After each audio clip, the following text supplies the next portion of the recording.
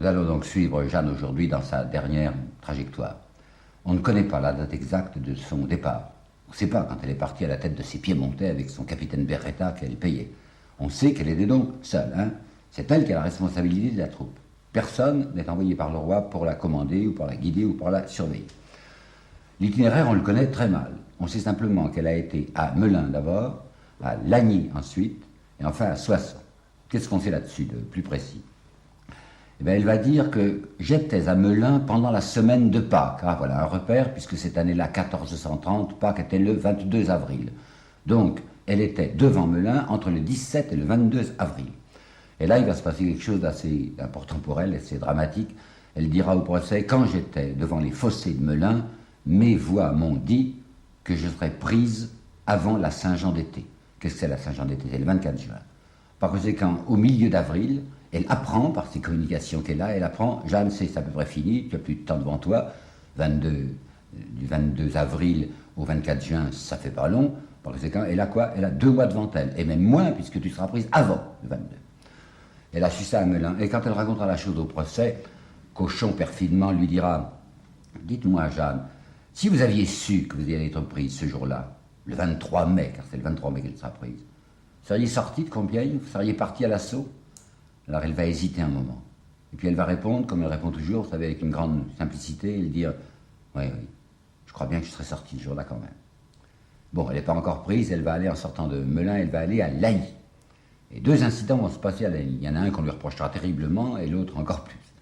Le premier incident, c'est l'histoire de l'enfant qu'elle aurait ressuscité. Pendant son procès, nous le verrons ensemble, on veut tout le temps lui faire dire qu'elle est une sorcière ou qu'elle se croit des pouvoirs magiques. Et on lui dit, il paraît qu'à Lagny, vous vous êtes vanté d'avoir ressuscité un enfant. Alors elle expliquera tout, mais non, voyons. Elle dit, quand je suis arrivé à Lagny, on m'a parlé d'un petit enfant qui venait de naître et qui était tout noir. Je veux dire qu'il respirait très mal, il était pour ainsi dire asphyxié. Et le curé ne voulait pas donner le baptême à un enfant qui n'avait pour ainsi dire pas sa connaissance, dont on se demandait s'il était mort ou pas mort. Quand on mettait la main sur la poitrine de ce petit, on sentait le cœur battre, mais on n'entendait même pas respirer, on ne voyait pas de respiration. Alors le curé disait, mais il est peut-être mort, enfin je peux pas. Alors, comme les gens attachaient à ce moment-là l'importance que vous savez au baptême, un groupe de femmes s'était mis à genoux devant l'église de Lagny, avec la maman qui portait le petit nouveau-né tout noir là entre ses bras, suppliant le ciel, ou suppliant le curé de bien vouloir baptiser l'enfant. Et Jeanne dit, on m'a demandé de me mêler à ce groupe. Moi, j'ai pris aucune initiative, j'ai rien fait. Je me suis agenouillé avec les femmes, parmi les femmes, comme une autre femme, et j'ai supplié le ciel que l'enfant puisse respirer. Et à un moment, il a fait un bruit, comme une espèce d'éternuement, je crois, un petit éternuement de petit enfant, quoi. Alors à ce moment-là, le curé s'est dit, bon, il respire, il lui a vite donné son baptême, et l'enfant est mort quelques instants plus tard. C'est tout. On en a fait un monde, on a monté ça en tête d'épingle, on a dit, voyez ce que Jeanne avait fait. La pauvre Jeanne, elle s'était mise en prière avec les autres femmes. C'est pas très important, mais ce qui est bien plus important, c'est ce qu'elle va faire au sujet de se nommer Franquet d'Arras. On lui reprochera très durement au procès, et je peux comprendre en effet. Voilà ce qui se passe. Il y avait un garçon qui s'appelait Franquet d'Arras, qui était, si vous voulez, comme un Périnet-Gressart local. Périnet-Gressart, vous vous rappelez, c'était le bonhomme, enfin le pirate, le truand, qui habitait la Charité-sur-Loire, qu'elle avait essayé en vain, du reste, de chasser.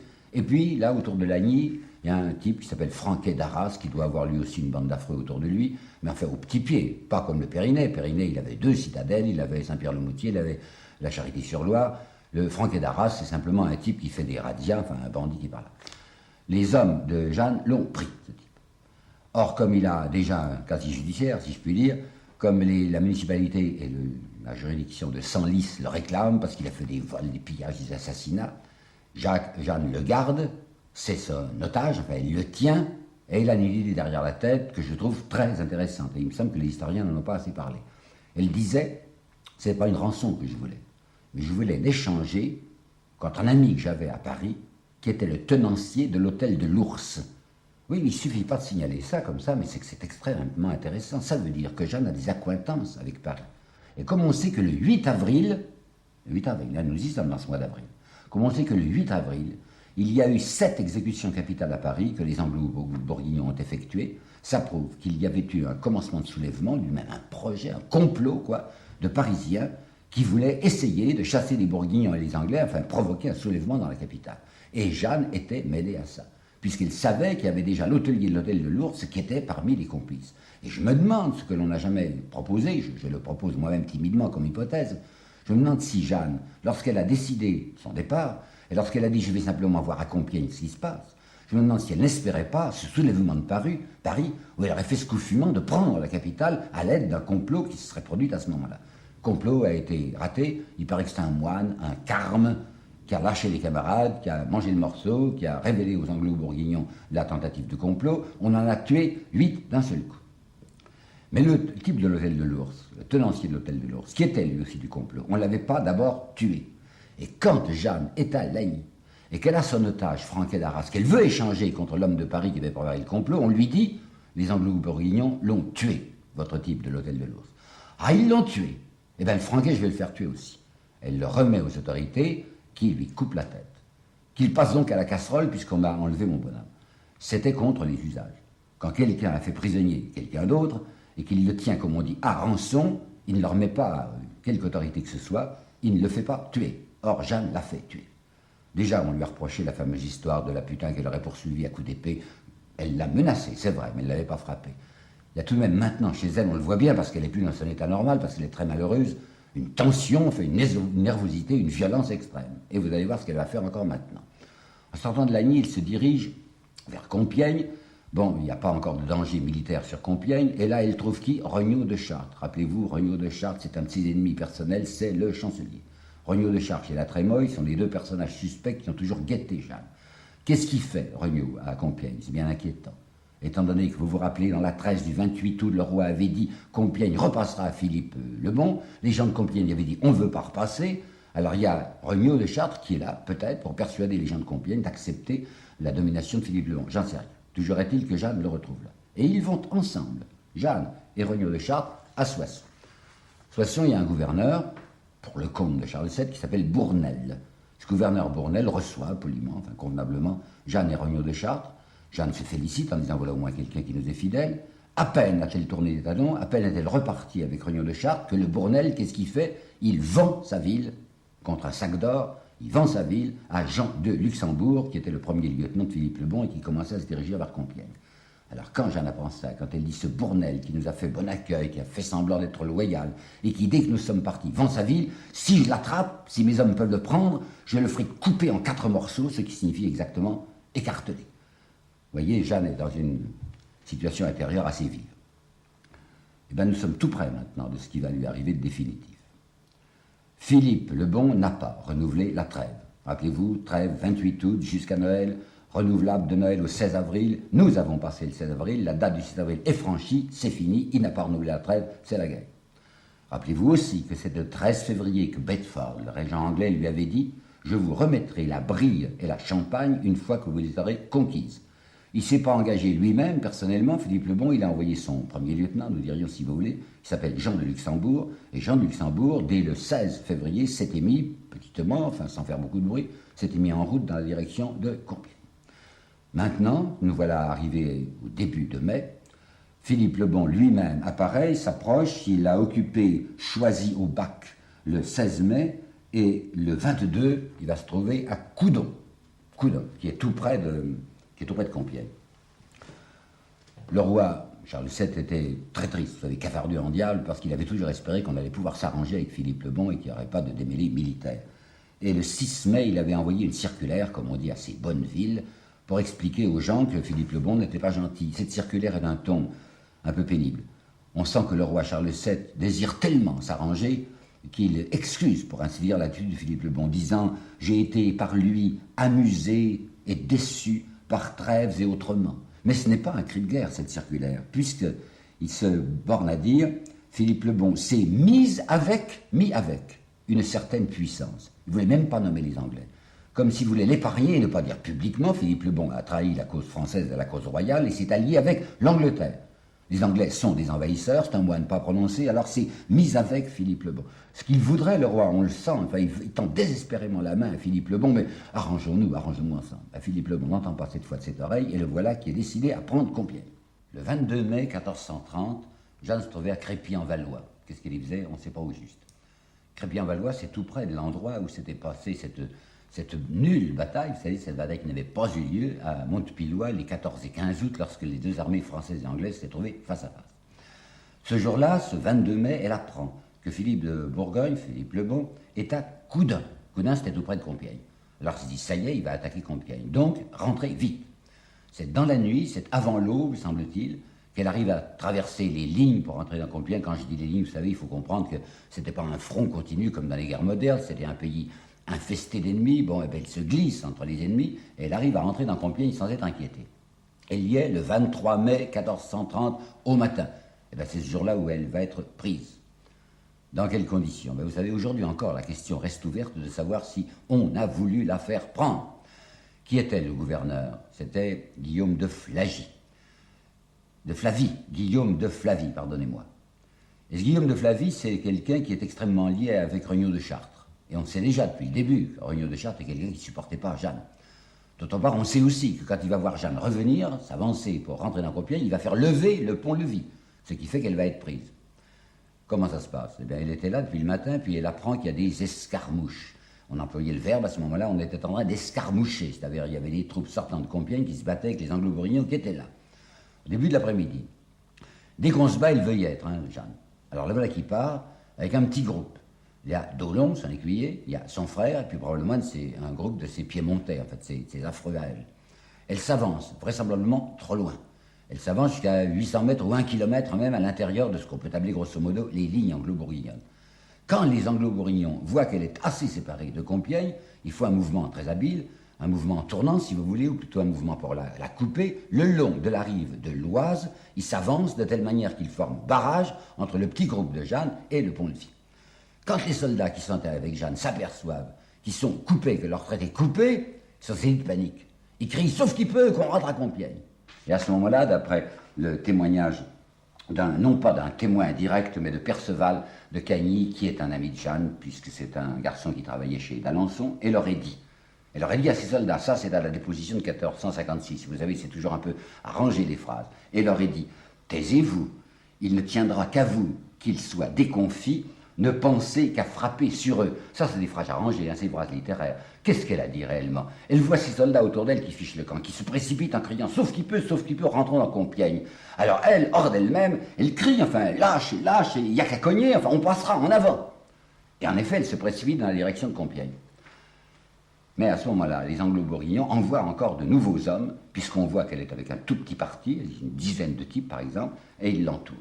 Et un bourguignon, c'est pas un anglais, mais un bourguignon, l'attrape par sa huque. Attention, ça c'est toute une histoire, la huque de Jeanne. Elle avait sa carapace de fer, quoi, elle avait son armure. Mais comme elle tenait aux beaux habits, c'est vrai, comme elle tenait aux beaux habits, elle avait mis sur sa carapace de fer, sur son armure, une huque, c'est-à-dire une veste dorée, elle était splendide. Et la veste tenait par une petite chaîne au cou, peut-être même une chaîne d'or. Alors ce soldat bourguignon qui s'avance vers le cheval de Jeanne attrape la huque. Il n'aurait pas pu attraper Jeanne si elle avait eu simplement sa cuirasse, parce que les mains glissent sur la cuirasse, il n'y a pas de prise. Tandis que l'attrapant par sa veste, tirant, il étrangle Jeanne, puisque ça tient, cette veste, ça tient, comme je vous le dis, par une petite chaînette. Alors elle est étranglée, elle est renversée en arrière, et elle tombe, comme dit le chroniqueur, toute plate à terre. L'armure pèse 18 kilos. Jeanne ne peut pas arriver à se redresser, d'ailleurs les types se sont précipités sur elle, elle est là, toute petite par terre, toute plate, quoi. Et elle est obligée de se rendre. Et on capture en même temps son intendant, Dolon, qui était à côté d'elle, et Pierre, son frère Pierre. Oui, mais si elle avait galopé assez vite, si on avait laissé la porte ouverte, elle aurait peut-être pu échapper à ses poursuivants. Le bourguignon ne l'aurait pas attrapée par sa huque. Mais quand elle est arrivée à la hauteur de la porte, le pont-levis s'est relevé et la porte s'est fermée. C'est Guillaume de Flavie qui en avait donné l'ordre. Alors la question est de savoir s'il a donné l'ordre exprès en se disant on va la faire prendre. Perceval, dont je viens de vous parler, Perceval de Cagny, qui est un homme de d'Alençon, c'est-à-dire du côté de Jeanne, n'accusera pas le gouverneur. Lorsque le gouverneur, écrit-il, vit les Anglais et les Bourguignons prêts à entrer sur le pont, par la crainte qu'il avait de perdre la place, il fit lever le pont et fermer la porte. Oui, ça paraît tenir, ça paraît être un raisonnement, enfin au début j'ai marché. Et puis j'ai réfléchi et je me suis dit, mais c'est pas comme ça qu'on prenait les villes, voyons. C'est pas parce qu'une cinquantaine de cavaliers vont arriver sur le pont-levis. Qu'est-ce qu'il a comme dimension? Même pas 10 mètres, certainement, 7 ou 8 mètres. La porte, mettons 9-10 mètres. Une porte, ça s'obstrue toujours. Vous savez, ils étaient nombreux, les défenseurs de Compiègne. Un bouchon d'hommes pouvait empêcher de passer ces assaillants. Les villes se prenaient parce qu'on mettait des échelles tout autour, parce qu'il y avait une espèce de fourmilière humaine qui grimpait le long des remparts et qui se déversait sur la ville. De toutes parts, ces fourmis montaient et occupaient la ville. Jamais on a vu une ville prise simplement parce qu'une porte est restée ouverte. Comme je vous le répète, une porte, ça s'obstrue. Donc, il a l'air d'avoir fermé sa porte un peu rapidement. D'autre part, qui c'est ce Guillaume de Flavie? Ben, il a une histoire. En 1427, il était responsable d'une forteresse, d'une des dernières forteresses qui restait à Charles VII le long de la Meuse, qui s'appelait Beaumont en Argonne, et il avait carrément rendu la ville aux Bourguignons. Or, Compiègne, le roi était d'accord de rendre la ville de Compiègne. Et s'il n'avait pas pu rendre la ville, c'est parce que les Compiègnois ne le voulaient pas. Mais qui sait si Guillaume de Plavie n'avait pas envie de la rendre, cette ville? Qui sait s'il ne trouvait pas Jeanne extrêmement encombrante? Il ne la rendra pas finalement, je sais bien, la ville va tenir le coup. Pourquoi? Parce que les gens de Compiègne ne veulent pas. Parce que le gouverneur lui-même n'a pas pouvoir sur des gens qui les triperaient, qui le tueraient si on le voyait rendre la ville.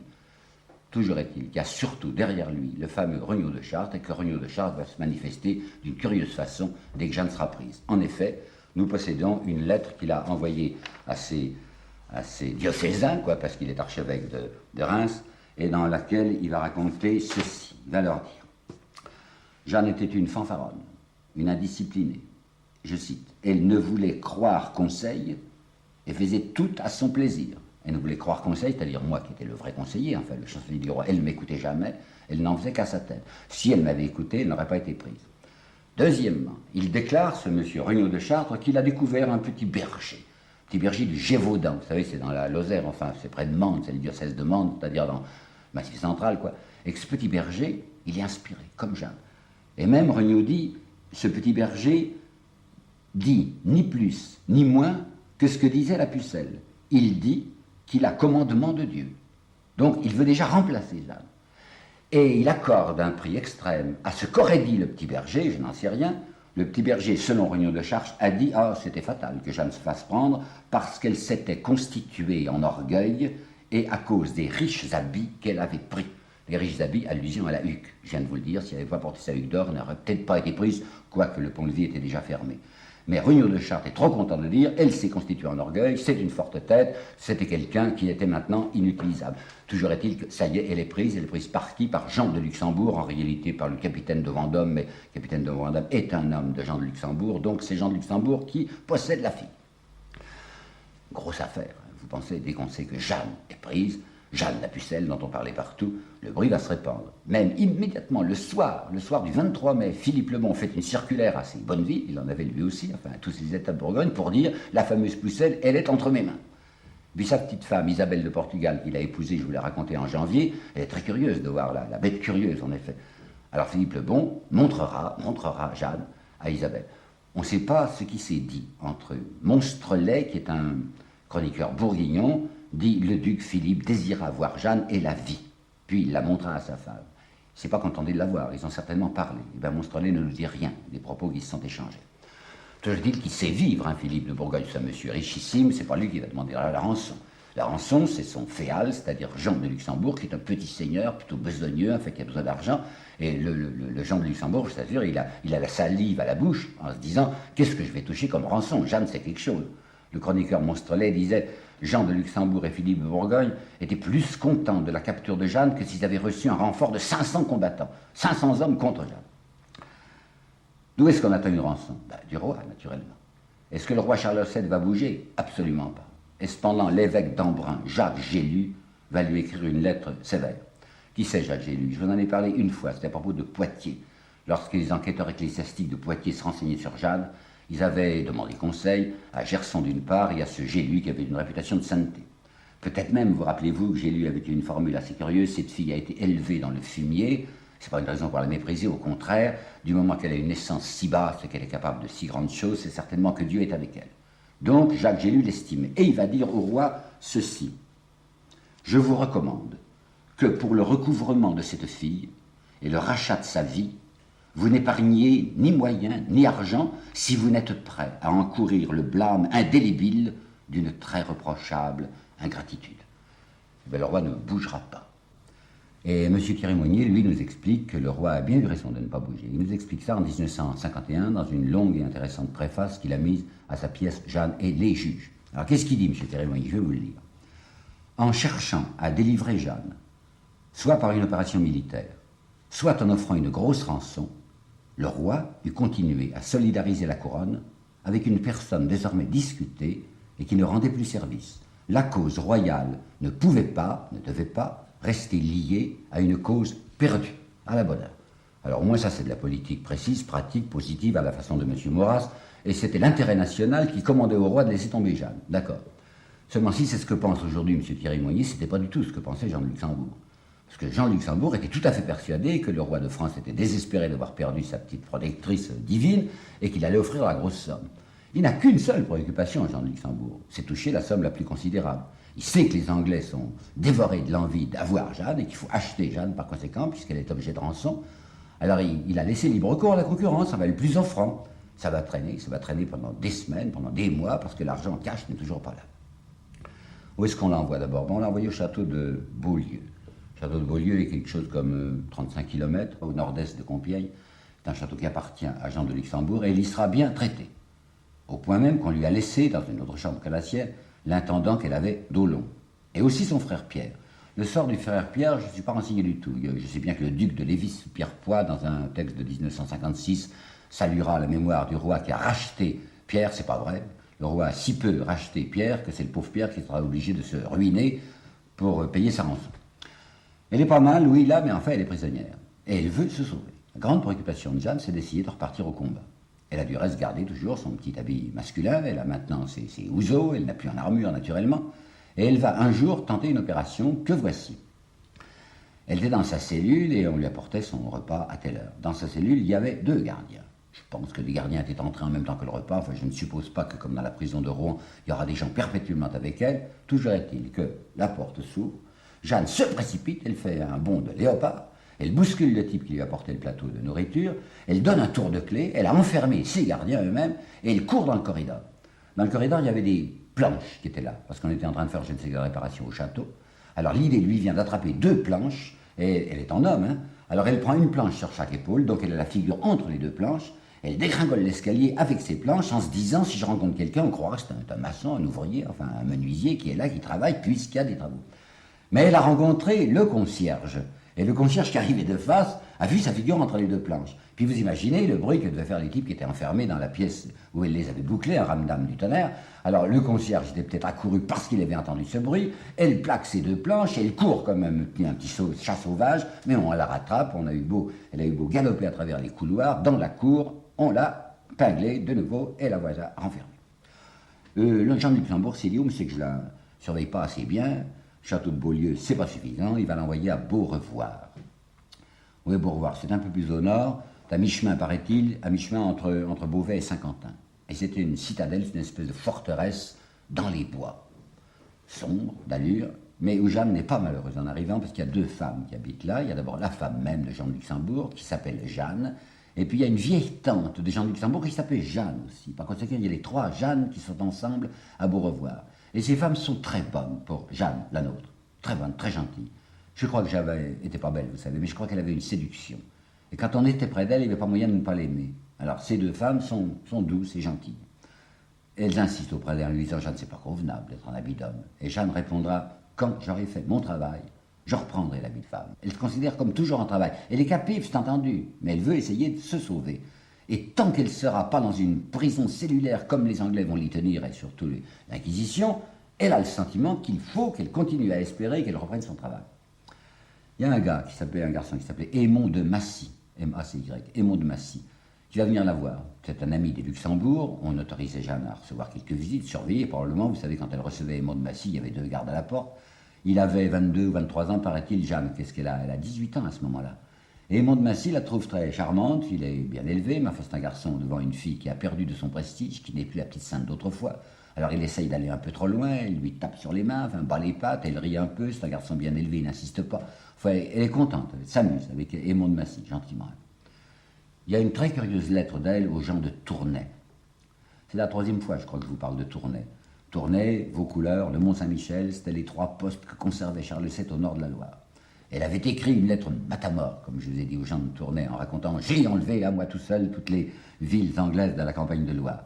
Cette fois, elle leur écrit une lettre très triste, très plaintive, où elle demande, pour ses nécessités, vous entendez, hein, pour ses nécessités, quelques pièces d'or. Qu'est-ce que c'est de mendicité de la part de Jeanne? Puis elle n'a pas de nécessité. Les dames du château sont très gentilles avec elle. Alors moi, je crois qu'elle voudrait se faire envoyer en douce quelques pièces d'or par les gens de Tournai. Pourquoi?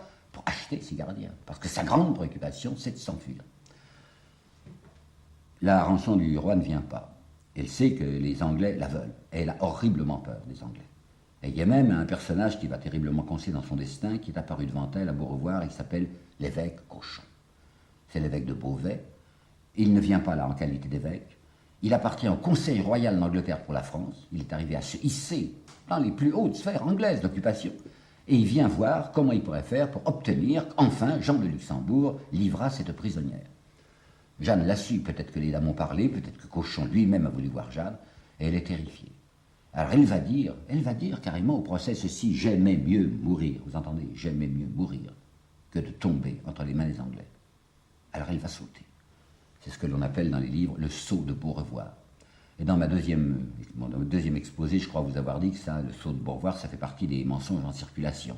Comme il n'est pas convenable de dire qu'une personne qui est aujourd'hui canonisée a fait une tentative de suicide, alors on a dit mais non pas du tout, elle avait jeté une corde par une fenêtre, elle est descendue le long de sa corde, la corde s'est cassée évidemment et elle est tombée. Non, non, pas du tout. Elle le dira carrément à Rouen, c'est vrai, j'ai sauté. La hauteur de la tour, on ne la connaît pas. Ce qui est extraordinaire, c'est que sautant d'une tour moyennement haute ou très haute, elle ne soit pas tuée. Eh bien, elle ne s'est pas tuée.